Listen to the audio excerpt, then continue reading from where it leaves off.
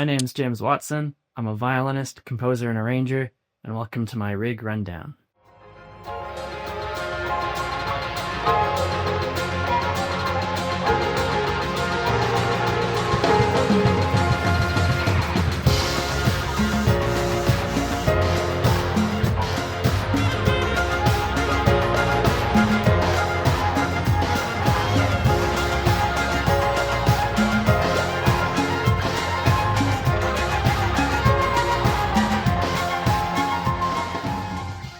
Composing is a very old art form, and so I feel like any composer can benefit from starting with like just a completely blank. This is the blank sheet music, nothing's written on it, and as you can see, my book is actually quite messy. We got all this stuff. Means I've been productive. But every little idea for any composition or arrangement, I usually have this in my backpack so that if I'm even walking down the street, I can write it all down. But yeah, that's the manuscript paper. Here's a big old pile of books. These are all my analog resources. So for example, this one's very useful because the orchestration defines what is possible for any given instrument.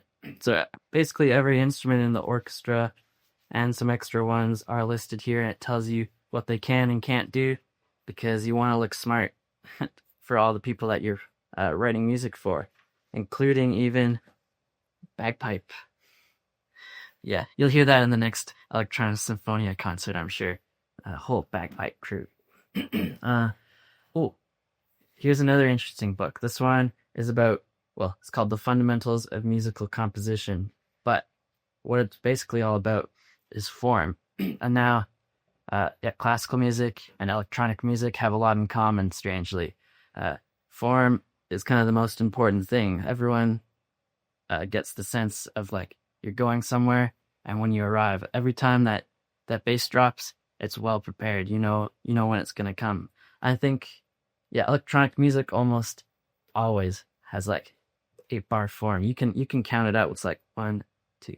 Sorry, you count to 4, 8 times, and you'll find it every time. Basically these books are all about just harmony. So every combination of notes that like a guitar or the piano would play, it's right in there. Writing for Electronic Symphonia is a lot of fun because I get to play around with all the loud percussion instruments, and Bob, he's got everything from this huge Chinese drum about this big to like little tiny hand cymbals. And so I use some of this stuff like world drumming to help me figure out what he can do. In fact, I think the most lo-fi part of my setup is I'll have like a couple sticks or a couple pencils. And if I want to know something's possible on a drum kit, I'll be like, okay, here's my bass drum, here's my cymbal and stuff, and I'll play everything with my hands and feet. And if like physically you can touch everything at the same time, Bob's gonna be able to play it. This one's quite exciting because behind bars, it is not about prison, but this is a single unit of music. Is called a measure or a bar, and it contains all the written portions of music. So since Electronic Symphonia is Electronic Symphonia is staffed entirely by like classical musicians, so if they don't have all these and it's not clear, they don't like me. Not at all. I get yelled at. That's all the stuff that's required to get you to this stage. These are some of my music scores for full orchestra. Yeah, it kind of looks really nice and pretty. You want to make sure everything's really clear. So if anyone has a question, that's my fault. But everything from one instrument to this one, it's really dense. It's for 32 individual instruments. Some of these are for two different players at the same time. I'm quite proud of that. All this stuff just informs the final step of this process. So every composer needs a good notation software and a digital audio workstation. I work mainly with here's Reaper Audio. I don't currently have anything in there, but that's just the endless void of possibility. Let's see over here. Yeah, I use I use MuseScore. Now MuseScore is a free software, but back in the day, it was not very good. It was kind of like it was the coloring book of music softwares. But they hired Tantacruel, a famous YouTuber and music guy, to like make it like amongst some of the best. It has really good. That's a bassoon. That has a really good MIDI playback.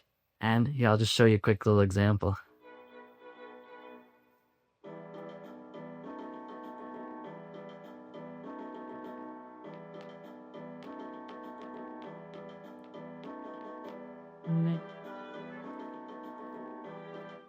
But yeah, it can play back any number of instruments, including 32-piece full orchestra.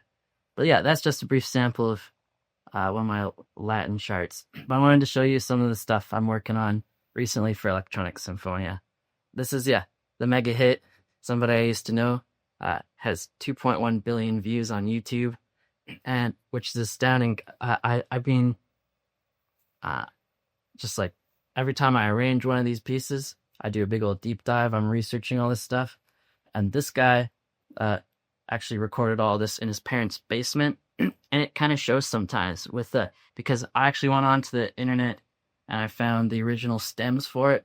So each original part that he had, all the vocal overdubs. So he's layered all of his vocals and stuff like this. The individual kick drum, and in fact, some funny ones like that he's just called like boofy drums.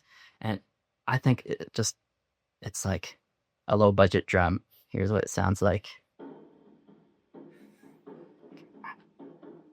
And this is in a music video that has 2 billion views.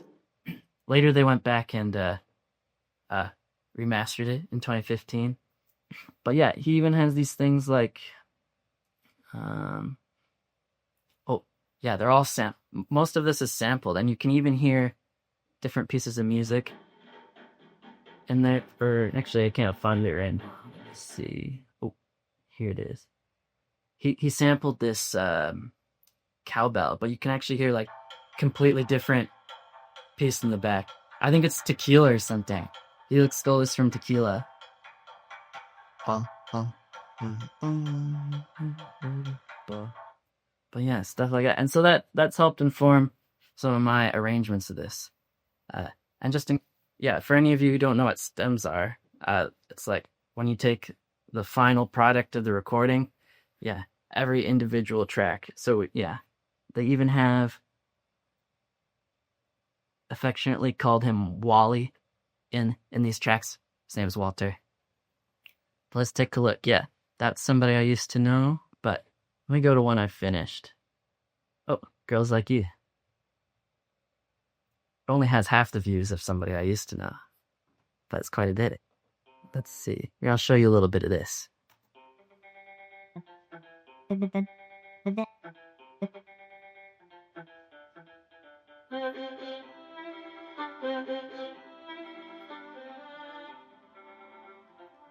Or that one doesn't come across as well there.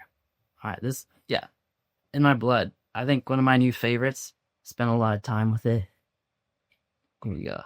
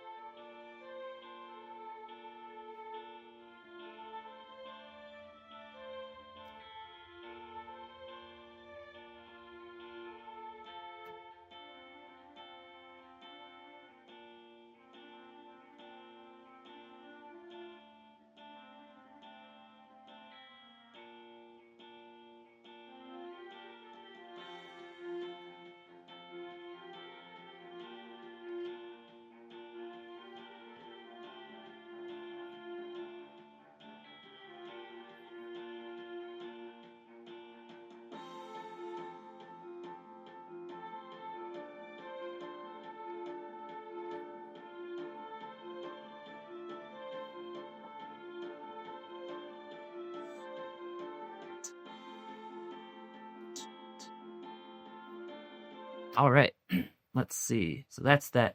Oh, yeah. And so this digital audio workstation is really fun. You can cut up music in any way you need. But what I've been using it for is I arrange all the MIDI in my notation software, because every time you put a note in, it provides a nice little MIDI note.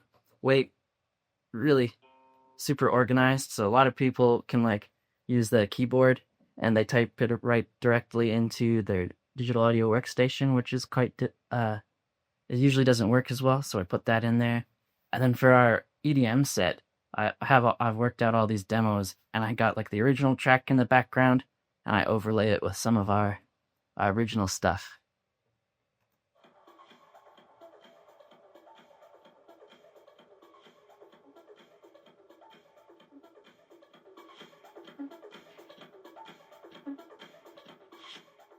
So up there we got original track and the orchestra carts.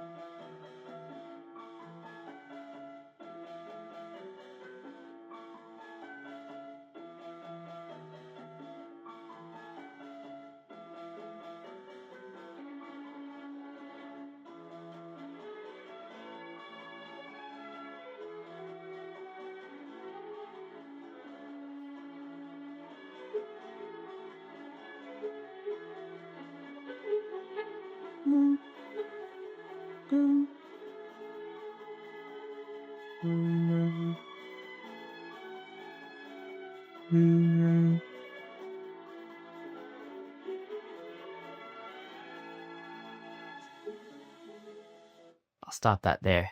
This is the closest I'll be to a DJ. I get to click the buttons. But one day I hope to even do some like EDM originals. I'll have to like dive into this software a little bit more, but I should be able to develop my own little beats and stuff. I watched a video of Charlie Puth, I think on like the Jimmy Fallon show, and he takes like a mug and he samples it and he makes like a whole piece from it.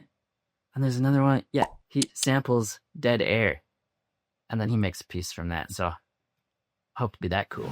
Thanks for listening to my rig rundown.